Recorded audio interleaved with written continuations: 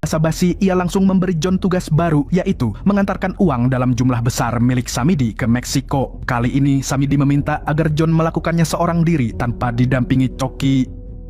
Keesokan harinya, John menemui Paris dan agen Cooper di kantor mereka. Ia memberitahukan bahwa pengedar garam Cina sudah mengetahui tentang istri dan anaknya. Agen Cooper kemudian menenangkannya, menjelaskan bahwa sejak awal kasus ini dimulai, ia telah menandai identitas John dalam sistem. Dengan demikian, setiap orang yang mencoba mengakses data tentang John akan terdeteksi lebih dulu oleh pihaknya, sehingga masa lalu dan data pribadi John tetap aman, dan berjanji kepada John apabila ia berhasil membantu pihak kepolisian menangkap Samidi, maka ia akan meminta hakim untuk membebaskan Jason 1 hari setelah penangkapan tersebut.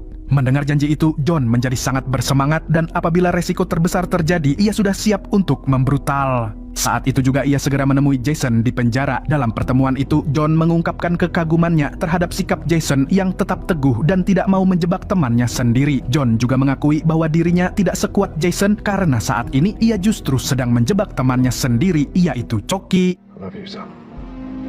I love you too. It's John.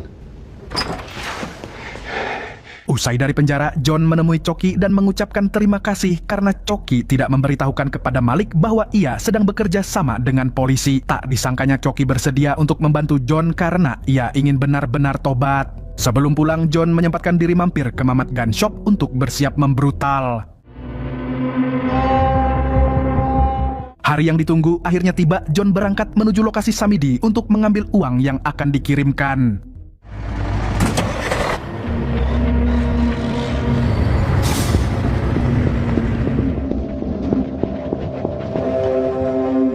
You will be responsible for it.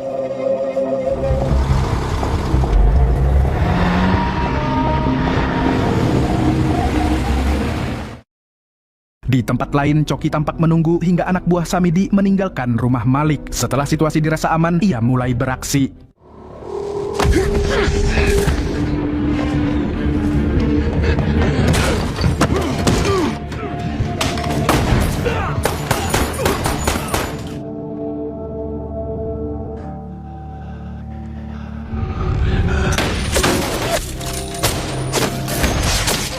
Coki akhirnya berhasil memojokkan Malik. Ia lalu meminta nomor telepon Samidi, nomor yang tidak sembarang orang bisa miliki. Coki mengirimkan nomor telepon Samidi kepada John dan meminta timnya untuk segera melacak nomor tersebut agar Samidi bisa ditangkap. Sementara itu, ternyata ada anak buah Samidi yang mendapat info bahwa John adalah informan kepolisian. Tanpa basa-basi, ia langsung memberitahukan Samidi dan mengajak pasukannya untuk segera menghabisi John. John, can you hear me?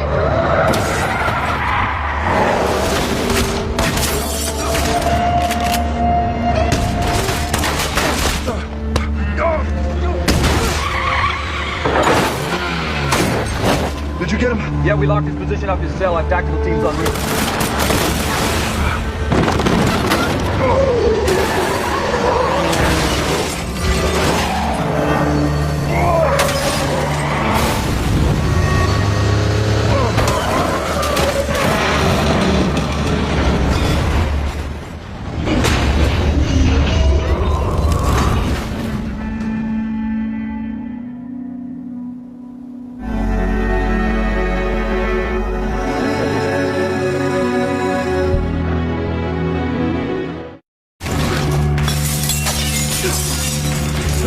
Kitchen clear.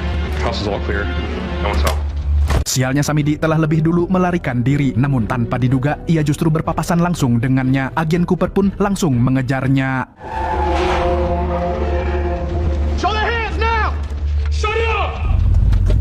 Samidi ditangkap dengan sangat mudah, bahkan tidak melakukan perlawanan sama sekali. Ternyata di dalam mobil itu ada anaknya yang masih kecil dan ia tidak mau anaknya melihat kekerasan.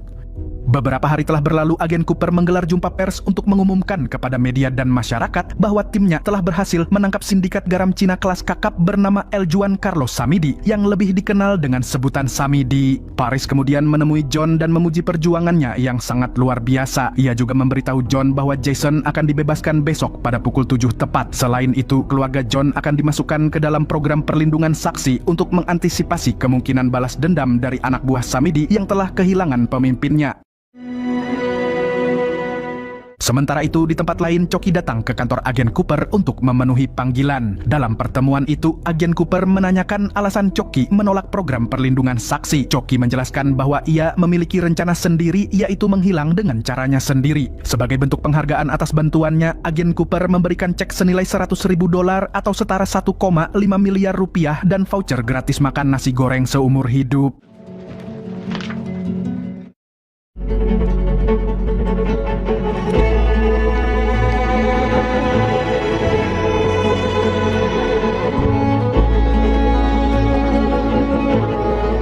Let's go home. Dan film pun tamat.